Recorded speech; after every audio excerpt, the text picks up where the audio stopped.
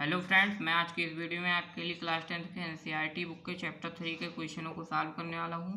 Question को solve करने से पहले जान लीजिए कि दो चर वाले रैखिक समीकरण होते क्या हैं। अगर कोई भी समीकरण ax प्लस बी प्लस सी के रूप का है तो दो चर वाले रैखिक समीकरण होते हैं, क्योंकि इसमें दो चर होते हैं x तथा y, और इसमें a b c ये तीनों वास्तविक संख्याएँ होनी चाहिए तथा a और b जीरो ना हो। इस तरह के जो रैखिक समीकरण होंगे वो दो चर वाले रैखिक समीकरण होते हैं। क्वेश्चन को आइए सॉल्व करते हैं। लिखा है पहला क्वेश्चन, आफताब अपनी पुत्री से कहता है कि 7 वर्ष पूर्व मैं तुमसे 7 गुनी आयु का था। अब से 3 वर्ष बाद मैं तुमसे केवल 3 गुनी आयु का रह जाऊंगा। इस स्थिति को बीजगणितीय तथा ग्राफीय रूपों में व्यक्त कीजिए। तो यहाँ पर हम लोग इसको सॉल्व करते हैं। कह रहा है माना आफताब की वर्तमान आयु बराबर x वर्ष तथा उसकी पुत्री की वर्तमान आयु बराबर y वर्ष। तो वर्तमान आयु को हमने मान लिया है। अब देखते हैं उसमें क्या रहा है। इसमें कह रहा है कि 7 वर्ष पूर्व मैं तुमसे 7 गुनी आयु का था। तो 7 वर्ष पूर्व की आयु को देखेंगे तो यहाँ पर 7 वर्ष पूर्व आफताब की आयु बराबर x माइनस 7 वर्ष। तो 7 वर्ष पूर्व पुत्री की आयु बराबर y माइनस 7 वर्ष। ये 7 वर्ष पूर्व दोनों की आयु हो गई है। अब देखिए उसमें क्या रहा है। प्रश्नानुसार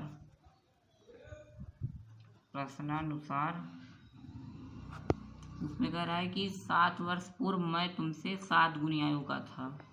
तो 7 वर्ष पूर्व की जो आयु थी वो x माइनस 7 थी, और वो 7 वर्ष पूर्व अपनी पुत्री की आयु से यानी कि y माइनस 7, अपनी पुत्री की आयु से 7 वर्ष पहले वो 7 गुना था उसका आयु। x माइनस 7 बराबर 7 इंटू y माइनस 7 इस तरह बनेगा। तो अब इसको हल करते हैं। x माइनस 7 बराबर, अब इसका गुणा हो जाएगा 7y माइनस 49। अब x minus 7 plus 7y minus, ये माइनस है 49। अब चर वाला एक तरफ कर लेंगे, अचर वाला एक तरफ। तो x ये 7y इधर आएगा तो माइनस में हो जाएगा। माइनस 7y बराबर माइनस 49, ये माइनस 7 उधर आएगा प्लस में हो जाएगा प्लस 7। x माइनस 7y बराबर माइनस 42, ये घट जाएगा। या पहला समीकरण x माइनस 7y बराबर माइनस 42, या पहला समीकरण। अब देखिए उसमें और क्या कह रहा है। अब कह रहा है कि 3 वर्ष बाद, अब से 3 वर्ष बाद मैं तुमसे केवल 3 गुनी आयु का रह जाऊंगा।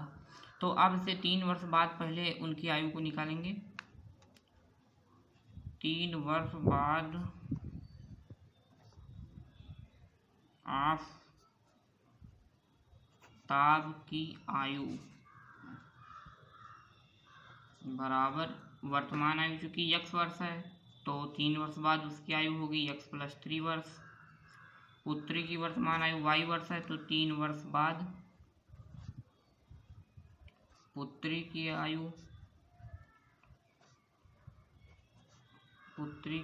आयु बराबर y प्लस 3 वर्ष,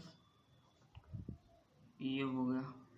अब देखिए दूसरे शर्त के अनुसार क्या कह रहा है। तो ये कह रहा है कि 3 वर्ष बाद मैं तुमसे केवल 3 गुनी आयु का रह जाऊंगा। तो प्रश्नानुसार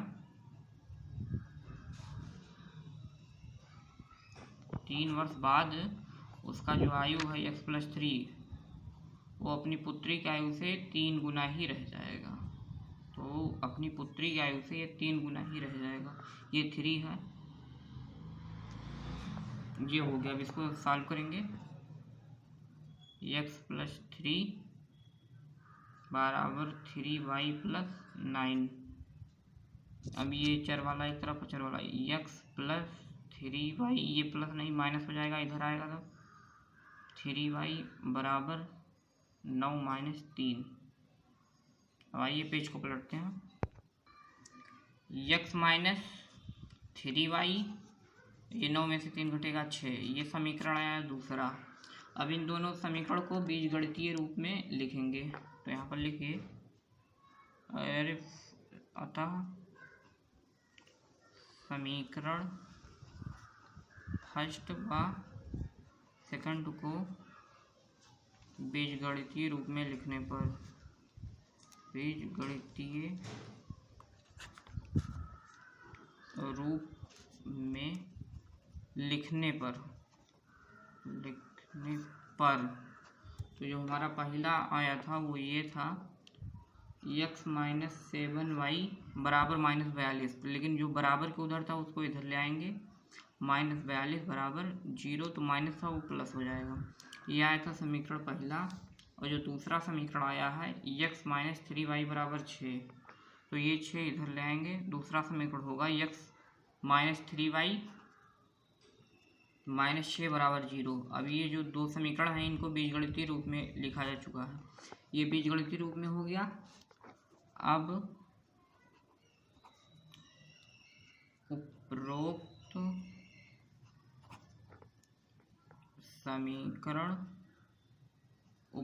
दोनों समीकरण को ग्राफीय विधि द्वारा हल करेंगे,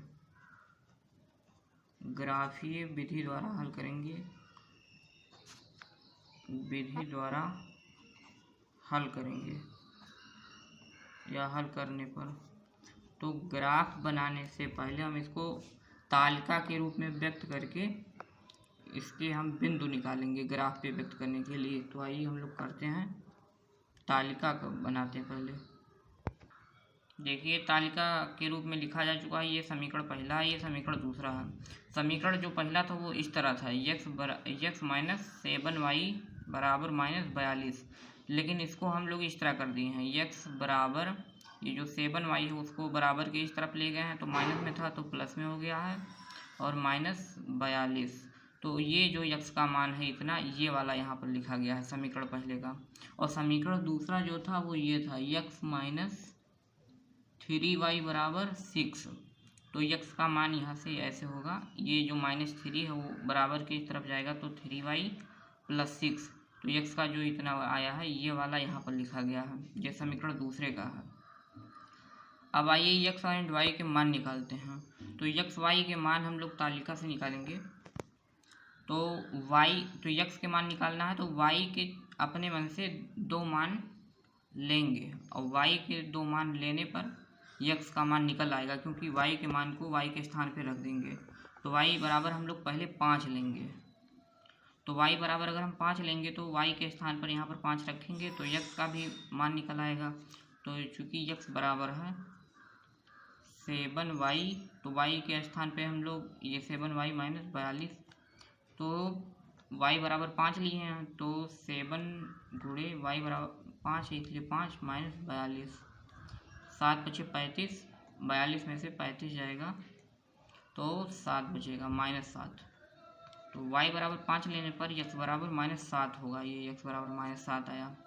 अब y बराबर 6 लेंगे, ये y बराबर 5 और जो 6 लिया गया, ये अपने मन से आप कोई भी 2 वैल्यू ले सकते हैं और x के मान निकाल सकते हैं। तो y बराबर जब 6 लेंगे तो x का मान यहाँ से निकालेंगे, x बराबर है 7y माइनस 42,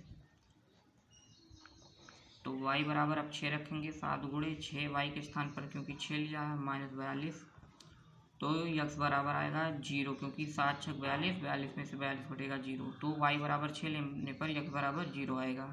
अब समीकरण 2 में लेंगे, अब समीकरण 2 में हम लोग लेंगे कोई भी वैल्यू, समीकरण 2 में y बराबर कोई भी 2 वैल्यू आप ले सकते हैं और x के वैल्यू निकाल सकते हैं। तो y बराबर हम लोग लेंगे पहले -2, तो ये जो समीकरण है x बराबर 3y प्लस 6, तो यहाँ पर अब हम y के मान रखेंगे 3 गुणे -2 प्लस 6, तो 3 दूनी 6 माइनस 6 प्लस 6, एक्स बराबर आ जाएगा 0, वाई बराबर -2 लेने पर एक्स बराबर 0 आएगा। अब यहाँ पर हम वाई बराबर दूसरा वैल्यू लेंगे -3 लेंगे, तब क्या आएगा देखिए यहाँ पर 3 गुणे -3, वाई के स्थान पर रखेंगे +6, 3 त्रिका 9 बराबर -9 + 6, 9 में से 6 जाएगा -3 बचेगा। तो वाई बराबर जब -3 लेंगे तो एक्स बराबर भी -3 आएगा। अब ये एक्स एंड वाई के दोनों समीकरणों के मान निकल आए हैं। अब दोनों समीकरणों से हमें बिंदु प्राप्त हुआ है। बिंदु चूंकि x, y के रूप में होता है, तो यहाँ पर लिखिए समीकरण फर्स्ट से प्राप्त बिंदु, देखिए प्राप्त जो बिंदु है वो x, y लेना है। तो जो पहला बिंदु हमारा समीकरण फर्स्ट से प्राप्त हुआ है, x के स्थान पे क्या है -7 और y के स्थान पे 5, तो x, y बिंदु होता है तो -7, 5, क्योंकि x एंड y के स्थान पे रख दिया गया है उनके मानों को। एंड जो दूसरा बिंदु प्राप्त हुआ है ये है b, और ये x, y ये दूसरा बिंदु है 0,6 है। और दूसरे समीकरण से दूसरे से प्राप्त बिंदु C, देखिए दूसरे समीकरण से प्राप्त हुआ है x, y होता है तो x के स्थान पे 0, y के स्थान पे -2, तो 0, -2 ये पहला बिंदु है। और जो दूसरा बिंदु है D दूसरे समीकरण का, ये आया है -3,3, क्योंकि यहाँ से ये x, y -3, ये दोनों समीकरणों से दो बिंदु प्राप्त हुए हैं। अब इन दोनों बिंदु को हम ग्राफ में व्यक्त करके लाइन खींच देंगे तो रेखा प्राप्त हो जाएगा समीकरण का। आइए अब हम लोग ग्राफ पे व्यक्त करते हैं। देखिए ग्राफ बन गया। आप समीकरण फर्स्ट को ग्राफ पे व्यक्त करेंगे। जो समीकरण फर्स्ट का जो हमें बिंदु प्राप्त हुआ था 2, A एंड B, वो A था -7, 5, तो उसके पहले बिंदु A को हम लोग ग्राफ पे पहले व्यक्त करेंगे -7, 5, तो -7 इसमें यहाँ पर है, नहीं रुकिए, -7, 5, ये -7 जो है वो x है, x अक्ष पे -7 ये है, और y के स्थान पे है 5, तो ये है। तो इसके सिधाई पे यहाँ पर है और इसके सिधाई पे यहाँ पर एक बिंदु प्राप्त हुआ, ये a है, ये है -7, 5, ये a बिंदु है। -7 x अक्ष पे, इसलिए x अक्ष पे लिया गया है, x के स्थान पे है इसलिए x अक्ष पे लिया गया है। ये 5 है y के स्थान पे, इसलिए y अक्ष पे 5 लिया गया है। और जो दूसरा बिंदु B था वो 0,6 था, तो 0 तो यहाँ पर है, मूल बिंदु पे है, और जो 6 है y के स्थान पे है, इसलिए y अक्ष पे 6 लेंगे। ये प्लस में है इसलिए ऊपर की तरफ चलेंगे, ये 6 हुआ। तो ये जो हमारा है ये दूसरा बिंदु है B, ये है 0,6। ये पहले समीकरण के दो बिंदु प्राप्त हुए हैं, इसको भी डिनोट हो गया है। अब इसको हम लोग लाइन खींच देंगे। ये जो रेखा है ये समीकरण पहले की रेखा है, ये प्रथम समीकरण की रेखा है। अब समीकरण दूसरे की रेखा को खींचेंगे। तो जो दूसरा समीकरण का बिंदु था C एंड D, C था 0, -2, 0 यहाँ है और -2 चूँकि y के स्थान पे, इसलिए y के स्थान पे यहाँ पर ये वाला होगा। देखिए दोस्तों -2 यहाँ पर भी है, लेकिन यही को क्यों लिया गया, क्योंकि ये जो बिंदु है 0, -2, ये जो 0 है वो ये x, y के रूप का होता है पूरा बिंदु। ये x के स्थान पे 0 इसलिए तो यही लिया गया है। ये -2 जो है y के स्थान पे है, इसलिए y अक्ष पे -2 लेंगे, x अक्ष पे -2 नहीं लेंगे, y अक्ष पे -2 लेंगे। तो ये जो बिंदु प्राप्त हुआ है ये होगा 0, -2। तो यहाँ पर लिख दीजिए C 0, -2। और जो दूसरा बिंदु था दूसरे समीकरण का वो था -3,3, तो -3 यहाँ पर है, -3 यहाँ पर है। इसके भी सिधाई में इसकी सिधाई पर आएंगे, ये यहाँ पर ये जो प्राप्त हुआ D बिंदु है, ये -3, -3 है ये। अब इन दोनों बिंदुओं को मिला देंगे, ये जो रेखा मिलेगा वो समीकरण दूसरे की रेखा होगी। दूसरे समीकरण का।